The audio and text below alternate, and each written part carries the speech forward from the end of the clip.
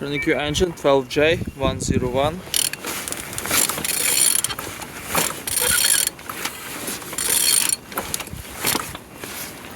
Turning good.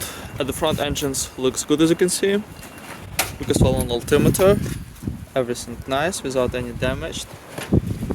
Compressor looking good. And on this side, engines look nice. Because well on the gearbox, we don't see any damage. And on this side, engines looking good. On the top, all connectors all broken.